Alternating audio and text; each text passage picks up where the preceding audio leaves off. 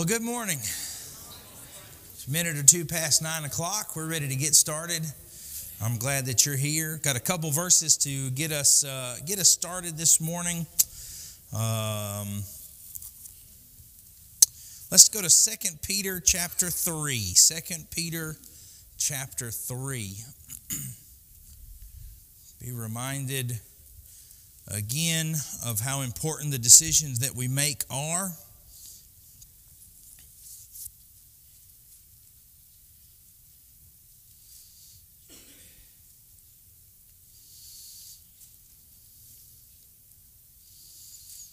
Second Peter chapter 3.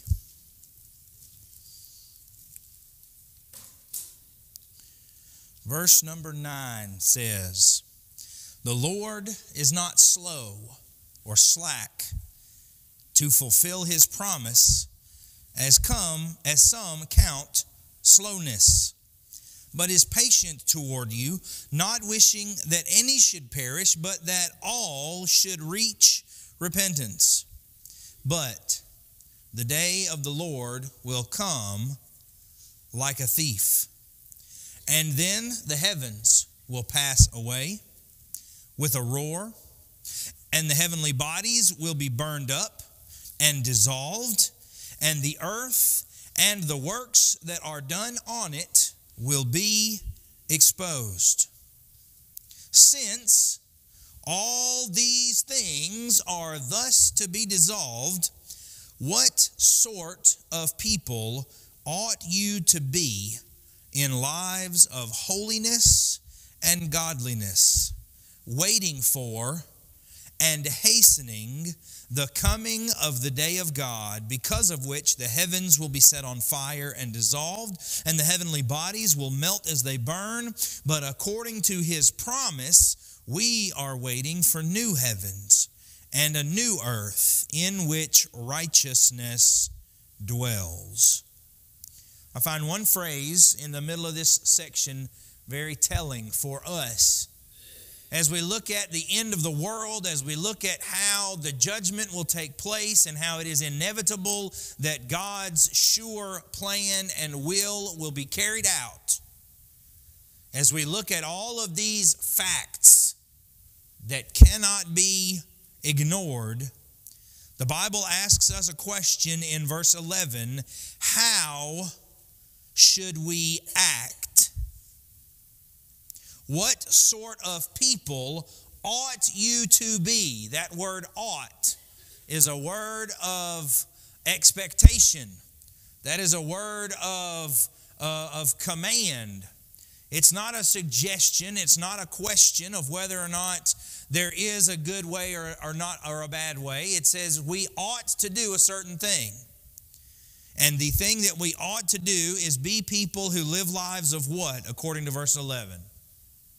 Live lives of holy conversation, or holiness and godliness. Again, as we look at the two focal points, the two greatest commands of being a Christian, it is to love what first? Love God, and then love neighbor. And when we think about the terms holiness, when we think about the terms godliness, do we tend to think of those in relationship with God or a relationship with other people? I think of godliness in a direction that goes upward. Holiness may be in a direction that goes upward, but holiness and godliness in this context are about how we love our neighbor, how we treat other people, the effects of our actions and the effects of our choices and our decisions on others. Rogers?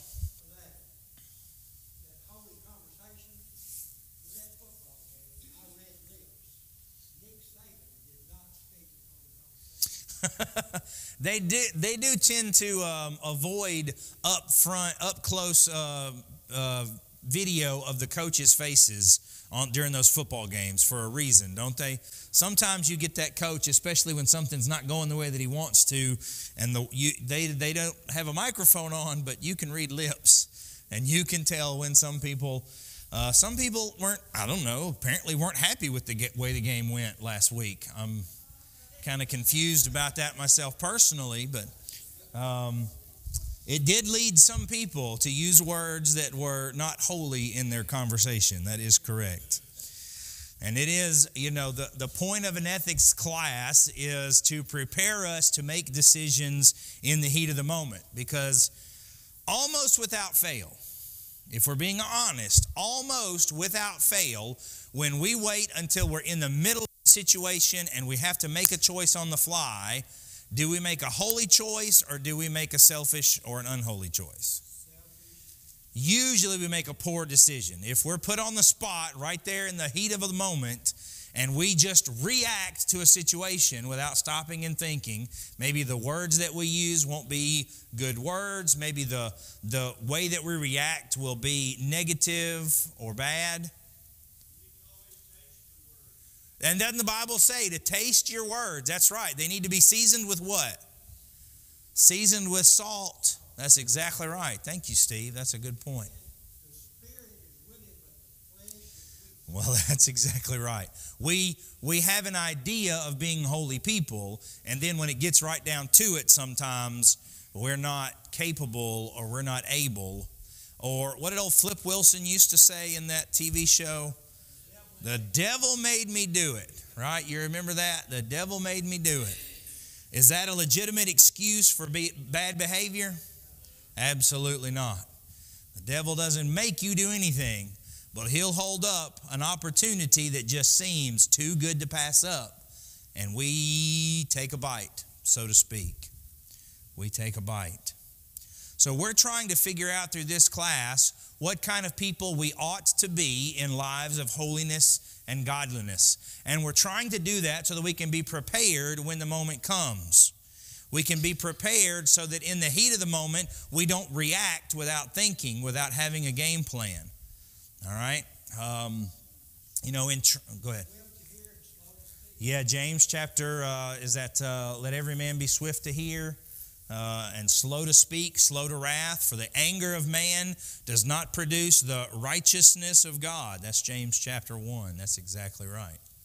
So we want to have a game plan in place. When we talk about training, we talk about, we're going to need to do something. And a lot of people have this, we see movies and we put ourselves in stories as the hero of things a lot of times. And we tend to have this fantasy or this fairy tale idea that when the moment comes, we will rise to the occasion. I heard somebody talk about this recently. He talked about how we think that in the spur of the moment, in the heat of battle, that we will rise to the occasion. And he said that is a flat-out lie. You will never rise to the occasion. You will always sink to the level of your training. You will always sink to the level of your training. We think about, for instance, David when he goes up against Goliath. And we think about how great that story is, because here's this little bitty shepherd boy, and he's too little to even wear armor, and he's unskilled and untrained. He just has the heart of a lion. And so he jumps out there on the battlefield and just happens to just grab a bunch of rocks on his way down to the battlefront, and just in the heat of the moment, when the time comes, he snatches one of those rocks and just hurls it at Goliath, and wouldn't you know it, just happens to strike that giant right in the center of the forehead and saves the day. And if that's the way we know the story, we are dead wrong, because that's not what happened at all. David was not an unprepared little shepherd boy when he stepped onto the battlefield with Goliath, was he? David knew what he was doing. David even told Saul in preparation, look, I have been preparing for this my whole life. Watching the sheep as a shepherd, what did I do? I killed a lion, I killed a bear. I know how to use this weapon. I know what it can do, and I know how to use it. I will be prepared when I go down to the battle.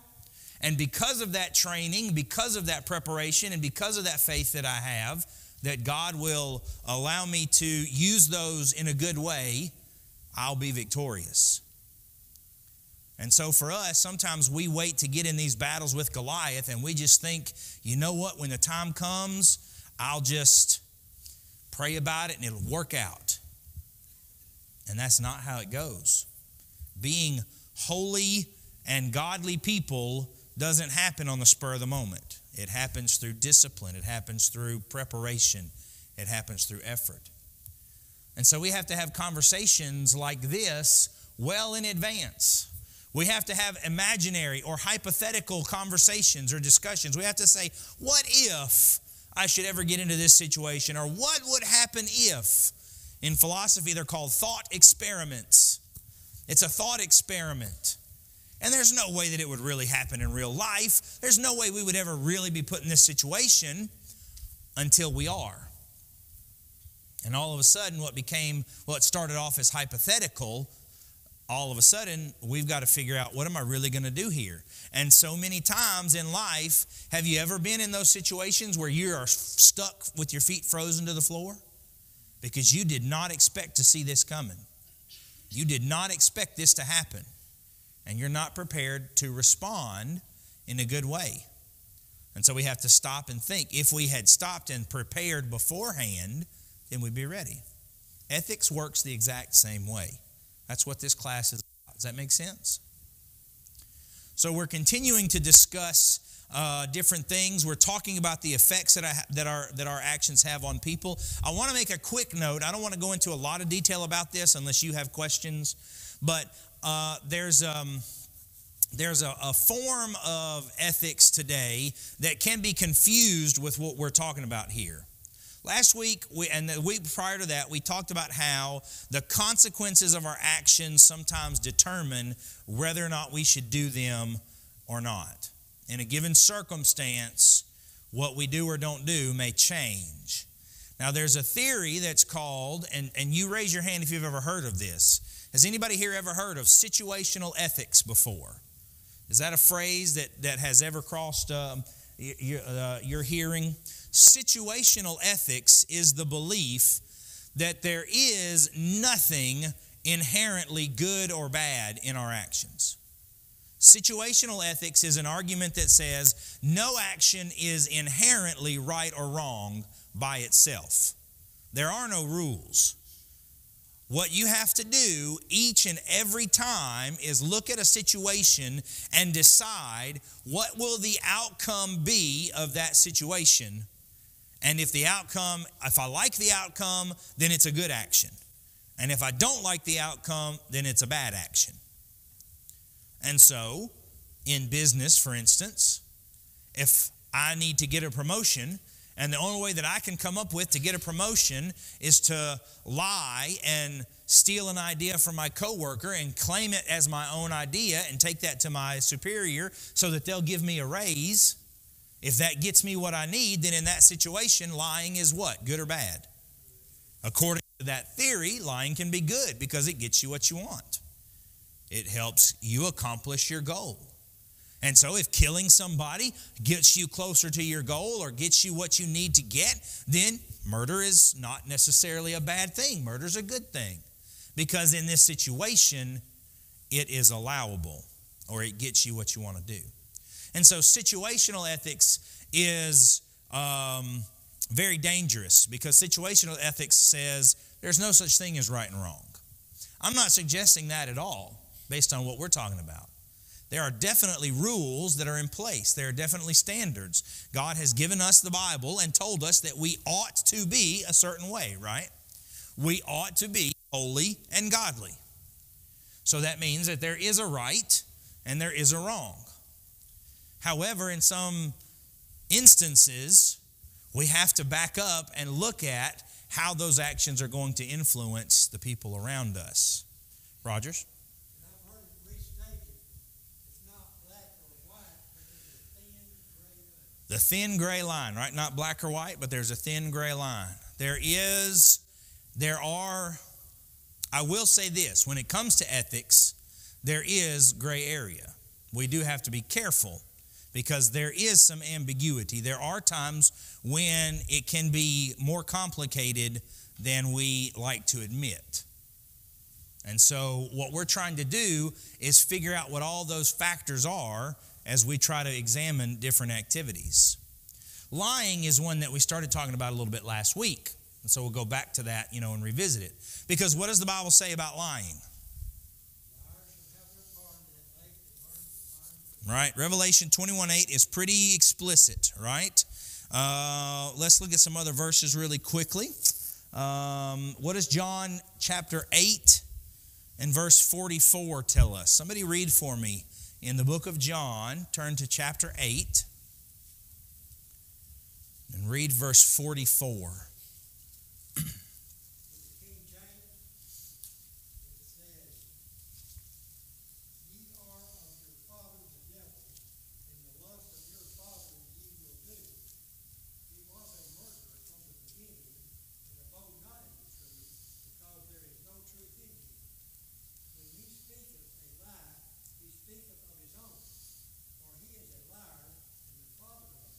All right.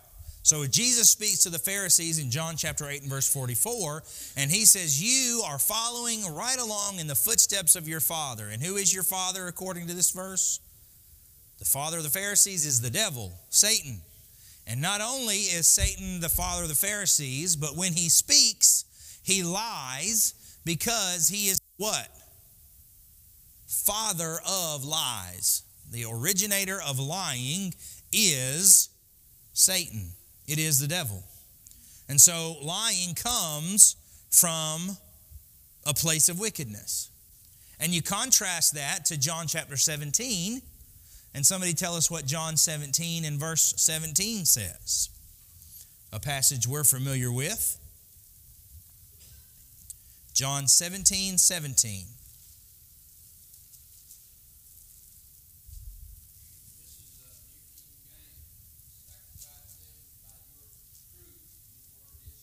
Sanctify them by the truth. And where do we find the truth according to Jesus in this prayer?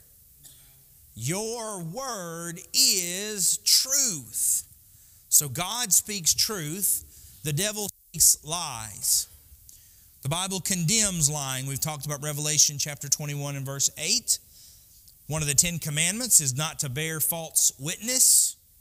Colossians chapter 3 and verse 9 tells us that we shall not lie. These are all reminders that lying with the intention to deceive, when we are bound to speak or do the truth, is not right. And yet, what did we look at last week that causes us a little bit of confusion? You remember? Therapeutic lies. There are some instances where lying becomes something that is necessary. We looked at the Hebrew midwives, for instance, in Exodus chapter 1. They lied to Pharaoh. We looked at Rahab, who hid the spies and then lied about where she had hidden them or where they were, so that the people of Jericho would not find them. A couple more that we can look at very quickly. Turn to 2 Kings chapter 6. This has always been an interesting story to me. 2 Kings chapter 6.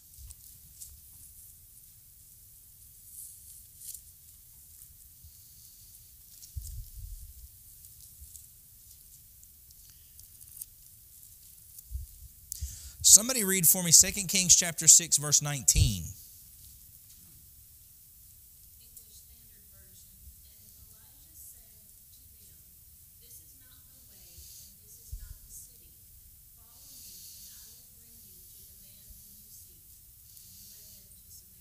All right, give it a little context here.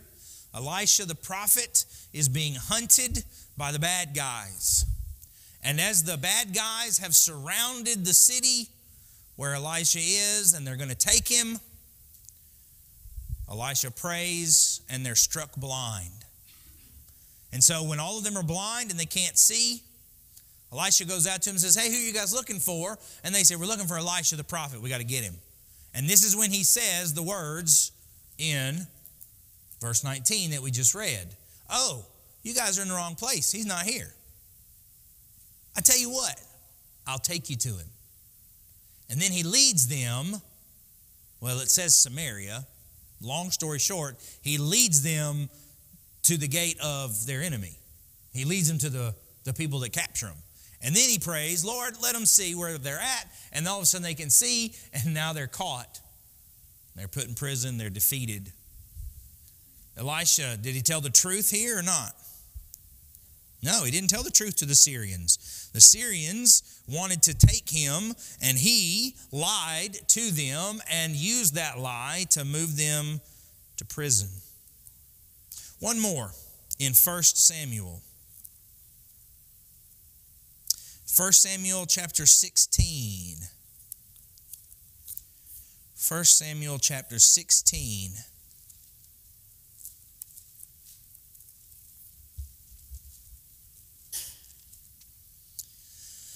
Somebody read for me 1 Samuel 16, verses 1 and 2.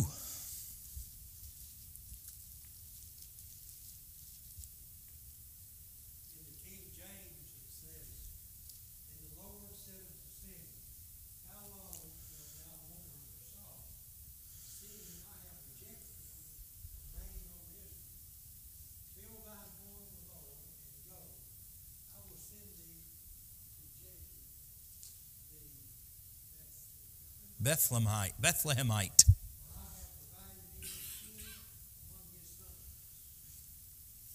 Verse 2, please.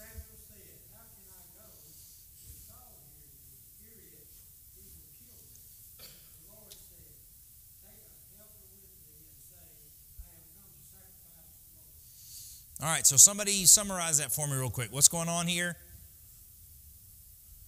God comes to Samuel and says, look, we need to make a change. What kind of change needs to happen in this passage? We're going to change kings. I have rejected Saul because Saul rejected me. He didn't follow me. He didn't obey me. I gave him the opportunities and he didn't do it. Therefore, I am putting him aside and we're going to go with another king. So I need you to go anoint the next king. And Samuel says, that's a great idea, except what's the problem? If I tell the king that I'm going to anoint his replacement, I'm going to die. And so God says, well, we always have to tell the truth. Therefore, good luck and I'll see you later. Is that what God says? No. God directs Samuel in 1 Samuel chapter 16 and verse number 2. Well, bring a sacrifice with you and tell, what would we call this? We would call this a half-truth, right? Or a white lie, right? Tell a half-truth. Go out and sacrifice. And while you're sacrificing, just happen to invite Jesse and his family to the sacrifice and just happen to anoint his son to be the king when the time comes. Interesting. Steve?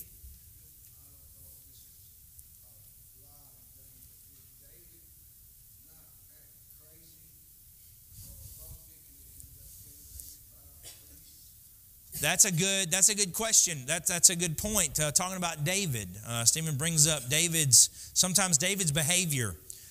He did feign or pretend to be insane at one point so that he could stay with the Philistines because Saul, I don't believe it was Saul, but somebody was after him. And in order to, what? I think maybe Ishbosheth, son of Saul, the descendant.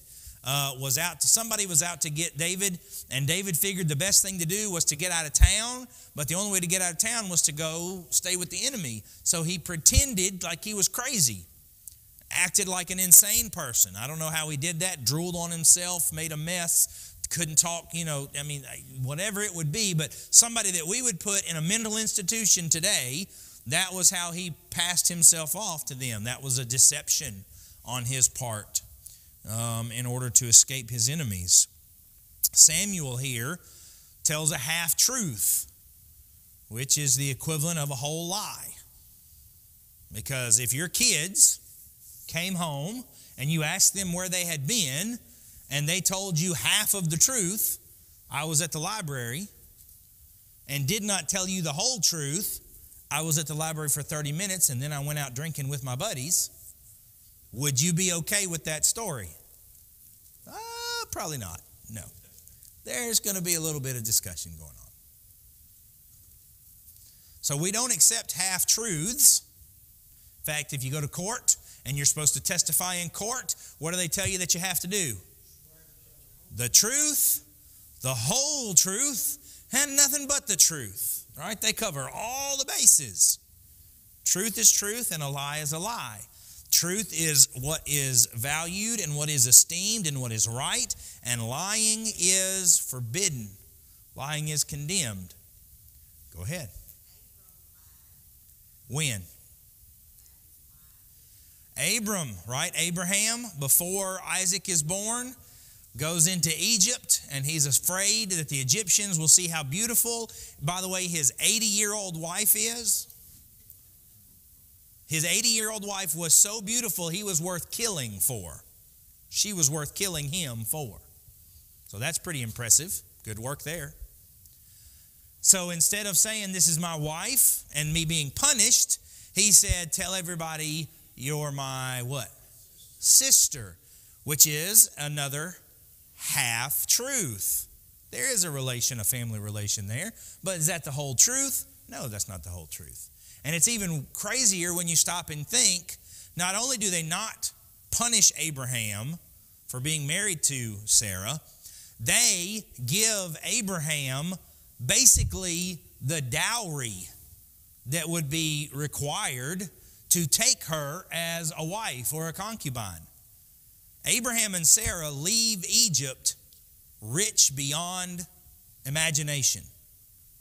And they got it all from the people giving the stuff to Abraham. Hey, Abraham's sister is really good looking, and we're going to give him gifts, and maybe he'll let us keep his sister. And then, at the last second, Abram says, well, by the way, she's also my wife. We're going to go. It was really nice doing business with you, and takes all the stuff with him. Is that somebody you want to do business with? Probably not. And by the way, it runs in the family, doesn't it? The apple doesn't fall far from the tree, because what did Isaac do? Same exact thing with Abimelech. This is my sister. Why, when we look at falsehoods and telling the truth, why is the truth good and a lie bad? What's the reasoning behind it? Let's be logical. The truth is what sets us free. I heard a preacher talking about this just the other day, and he talked about how the truth in situations reveals things, uncovers things, provides freedom, whereas just about every lie that has been told throughout history has brought about some kind of enslavement, brought out some kind of prison to put people under. A lie binds people to something. Steve, what were you going to say? If you tell the truth, you don't have to remember how to keep your story straight, right? What does one lie always lead to? Another lie. Oh, I learned that lesson in the 3rd grade. Parents, teacher sends home that form and your parents have to sign it. And I don't remember what the form said, but it was typical for Adam in the 3rd grade. It wasn't good. And I just figured it'd be a whole lot better for me if mom and dad didn't see that. So my 3rd grade self did the smartest thing in the world, forged that signature. Oh, man. Can you imagine that 8-year-old handwriting? And now, my dad's handwriting is bad. Don't get me wrong. It might have fooled the teacher because my dad's handwriting is bad. But it was still pretty obvious. And I tried to carry that out. And obviously, the teacher and my parents are talking behind the scenes, but my teacher's asking, did you show this to your parents? Of course I showed it to my parents. And my parents are asking, did the teacher send home any paperwork for me to sign? No, the teacher didn't send home any paperwork. What you talking about? And I've got to keep all this straight in my little 8-year-old head, and I got so spun around, I didn't have a clue what was what because I had to keep the story straight, and every lie tells one more lie. Michael, is that where you were going with it too, right? It's messy. It's complicated. Our son Mike told his teacher, forest teacher, I got my homework, I did it. But our cat ate that homework. Man. So the teacher called me Joanne. She said, y'all own the cat? I said, yes, we do. She Did that cat eat that homework? We had a conversation. Conversation, that's a good way to put it. The conversation I had usually involved me and an inanimate object, like a belt or a switch or something like that. All right? Fourth grade. Well, your handwriting was probably much better by the fourth grade, wasn't it? Just one line, right? How simple it seems at the time. Just one. Just one little line makes the difference. But the falsehood, what is not real versus what is real, a lie creates a false reality. It paints a picture that is not true, and it can create a dangerous situation. Why then does God direct Samuel to tell a lie, praise the Egyptian midwives for lying to Pharaoh, include Rahab in the heroes of faith and in the lineage of Jesus after lying? In these instances, what changes about the act that all of a sudden makes their decision praiseworthy instead of condemned? The situation factors in, yes, but it doesn't mean that all of a sudden lying is okay. See, this is the difference between what we talked about last week and the idea behind situational ethics that it's not right or wrong, it's just whatever works best in the situation. Chelsea, what you got? I think it may be one of those situations where there really wasn't a better option. If they hadn't done it, a ton of lives would be lost. That kind of reminds me of the situation at Sandy Hook a few years ago. There was a teacher who, when the gunman came in, she had hidden her children inside the cabinets, and he had asked where they were, and she said they weren't there. Right. She said they were in the gym. Mm-hmm. She was getting shot for it, and if she hadn't lied to him, they would have all been killed. Right. I think it's just one of those situations where the benefits in that situation outweighed, I guess, maybe the potential wrong that it could have been. Basically, like, it saved lives more than it hurt, I guess. I believe Chelsea's hitting on the truth of the matter here that we want to get to. And I like that illustration from Sandy Hook for those on the recording or folks that may not have heard that. That's right. Yeah. So the story from Sandy Hook is of a teacher who hid her children, her students, when the gunman is going up and down the hallway looking for people to murder. And when he comes into her classroom, she lies and says, I don't have any students, they've gone to the gym. And he kills her, but the students live because of her lie. And so when we look at the outcome of that action, there was a good that was done through this horrible decision that she had to make. Do I tell the truth or do I not tell the truth? Lying is not right. Telling a falsehood is not good. Gary? When you're fighting an enemy, you learn their tactics. And a lot of times you use those tactics against them. So if the devil's our enemy, you've got to be using lying To thwart him, right? Because as the father of lies, we have to, I think that there is weight to that. There's importance to that. Knowing how your enemy acts and taking his tactics and turning them against him is a beneficial thing. But we also have to be careful that we don't take that too far. Because here we have instances, for instance, in war, literally, we have heard of stories of good soldiers who begin to treat the enemy just the same way that the enemy treated them in battle or as prisoners of war, and they crossed a line. Can you think of stories in our history where those kinds of things have happened, and we begin to act like our enemy? And if we're going to act like our enemy, the question comes up, if we're going to be just like them, then what makes us any better than them? And so we have to make sure that we don't cross the line, but we do have to understand what those tactics are. What's happening here, in each of the instances I think that we see in Scripture, the outcome of telling the truth was more devastating than the outcome of telling the lie, because lives were at stake. People would live or die based on the information. Now that's a whole lot different than whether I got an A or an F on a report card, or whether or not my spouse finds out that I've been faithful or unfaithful to them, or a lot of the other things that we tell lies about in our everyday lives. Usually in our everyday living, we tell a lie because it will selfishly benefit us.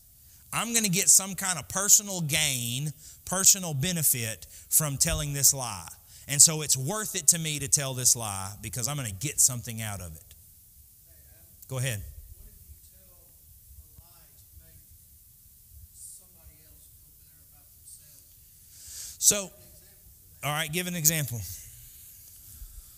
I'm with the Zip City Volunteer Fire Department, for the people that don't know me. My name is Dustin Spencer, or Fluffy. Adam is a volunteer firefighter with Underwood. We work very close to each other. And so he knows what I'm going with. Mind if I stand up? Go ahead.